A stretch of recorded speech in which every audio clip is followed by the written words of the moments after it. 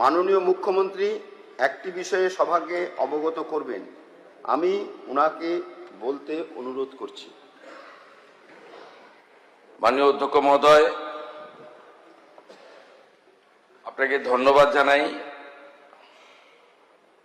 একটি বিবৃতি দেওয়ার সুযোগ করে দিয়েছেন আমাকে। কেন্দ্রীয় স্বরাষ্ট্র সমবায় মন্ত্রী মাননীয় অমিত শাহজি তার 3 দিনের পশ্চিমবঙ্গ প্রবাসের সময় তিনি গতকাল একটি চিঠি রাজ্যের মুখ্যমন্ত্রী হিসেবে আমাকে দিয়েছেন। আপনার অনুমতি নিয়ে আমি চিঠিটি পড়ছি। চলতি বছরটি ভারতের মহান শিক্ষাবিদ, রাষ্ট্রনায়ক এবং প্রখর চিন্তাবিদ ডক্টর শ্যামাপ্রসাদ মুখার্জির 125তম জন্মবার্ষিকী। ডক্টর শ্যামাপ্রসাদ মুখার্জি ভারতীয় ভাষাগুলির সংরক্ষণ, বিকাশ এবং তাদের ব্যাপক প্রয়োগের একনিষ্ঠ সমর্থক ছিলেন।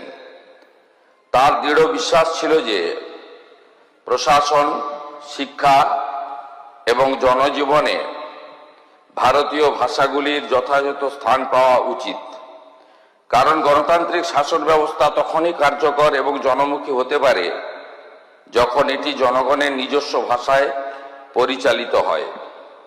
এই পরিপ্রেক্ষিতে আপনাকে এই অনুরোধ যে পশ্চিমবঙ্গে বাংলা ভাষার কার্যকর এবং ব্যাপক প্রয়োগকে প্রশাসনের প্রতিটি স্তরে উৎসাহিত করার জন্য প্রয়োজনীয় পদক্ষেপ নেওয়া হোক। বিশেষত এটা নিশ্চিত করা আবশ্যক যে ভূমি ও ভূমি সংস্কার কার্যালয় থেকে শুরু করে মুখ্যমন্ত্রীর কার্যালয় পর্যন্ত প্রশাসনের প্রত্যেকটি স্তরে ফাইল পরিচালনা, টিকা অর্থাৎ নোটিং, দাপ্তরিক চিঠিপত্র এবং সরকারি আদেশগুলি বাংলা ভাষায় করা হবে।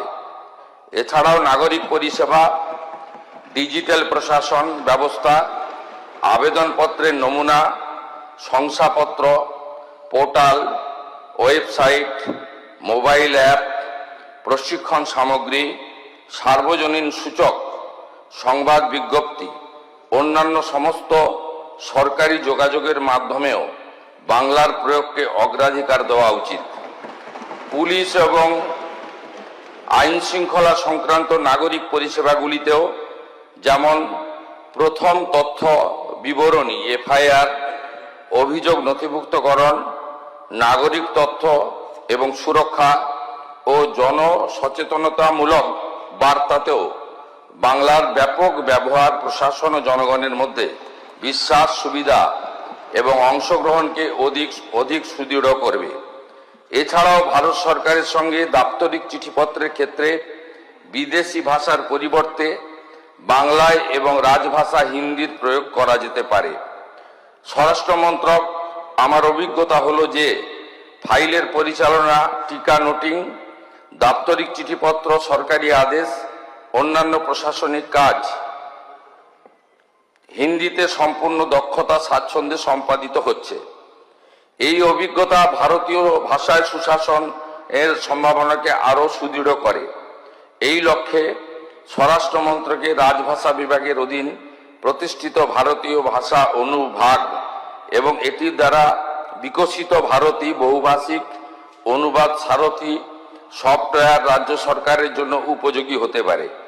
এই বিভাগটি ভারতীয় ভাষাগুলিকে প্রশাসনিক কাজ, অনুবাদ, আদর্শ, পারিভাষিক শব্দাবলী, ডিজিটাল ভাষা সমাধান এবং সক্ষমতা তৈরির ক্ষেত্রে বিশেষজ্ঞ এবং বাংলা ভাষার ব্যাপক ও কার্যকর প্রয়োগের জন্য প্রয়োজনীয় প্রযুক্তিগত এবং প্রাতিষ্ঠানিক সহযোগিতা প্রদানের সচেষ্ট। আমি বিশ্বাস করি যে ডক্টর শ্যামাপ্রসাদ মুখার্জির 125তম জন্মবার্ষিকীর এই বিশেষ উপলক্ষে আপনার সরকার ভারতীয় ভাষাগুলির বিকাশ এবং প্রশাসনে এগুলির ব্যাপক ব্যবহারের জন্য কার্যকর পদক্ষেপ নেবে। এটি কেবল সুশাসন শক্তিশালী করবে নয়, বরং ভারতের ভাষাগত সাংস্কৃতিক ঐতিহ্যকে শক্তিশালী করার দিকেও একটি গুরুত্বপূর্ণ অবদান রাখবে। শুভেচ্ছা সহ আপনার অমিত শাহ।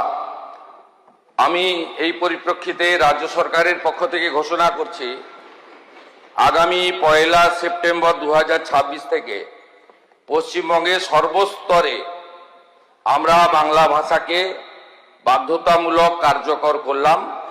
আমাদের সরকারের পক্ষ থেকে এই সময়কালে অনুবাদক বা অন্যান্য যে বিষয় থাকবে সেগুলো করা। ভারত সরকার বা অন্যান্য রাজ্যের ক্ষেত্রে আমরা বাংলা ভাষাতে চিঠিপত্র করব, উত্তর দেব। তার সাথে সাথে ভারত সরকারের সঙ্গে যোগাযোগ সংক্রান্ত বিষয়ে আমরা বাংলা ভাষার সাথে হিন্দি ভাষাতেও উত্তর বা প্রশ্ন চিঠিপত্র আদান প্রদান করব। কিন্তু এই রাজ্যে সামগ্রিকভাবে সমস্ত সরকারি ক্ষেত্রে 1/9/2026 থেকে বাংলা ভাষাকে, আমাদের মাতৃভাষাকে আমরা এখানে কার্যকর করার সিদ্ধান্ত গ্রহণ করে মাননীয় কেন্দ্রীয় স্বরাষ্ট্র সমবায় মন্ত্রীর যে উপদেশ তাকে আমরা গ্রহণ করার সিদ্ধান্ত পশ্চিমবঙ্গ সরকারের পক্ষ থেকে ঘোষণা করলাম। এবারে আমি মাননীয় অধ্যক্ষ মহোদয়কে বিকালে একটু টাইম চাইব, 10 মিনিট। এটা হলো বিগত সরকার 2011 সালে আসার পরে 21শে জুলাই কমিটি করেছিল, 21শে জুলাই কমিশন, রিটায়ার্ড জাস্টিস সুশান্ত চ্যাটার্জির নেতৃত্বে। আমি সেই রিপোর্ট আজকে বিকালে জনগণের সামনে প্রকাশ করব। সুশান্ত চ্যাটার্জি জাস্টিস, তিনি যা যা রেকমেন্ড করেছিলেন, যারা কালকে 21শে জুলাই করবেন তারা 15 বছর সরকারে ছিলেন, তারা কতটা কার্যকর করেছেন আর করেননি সেটা বিকালবেলা আমার তথ্য প্রমাণের ভিত্তিতে আমি বাংলার জনগণের সামনে রাখব। ধন্যবাদ মাননীয় মুখ্যমন্ত্রী।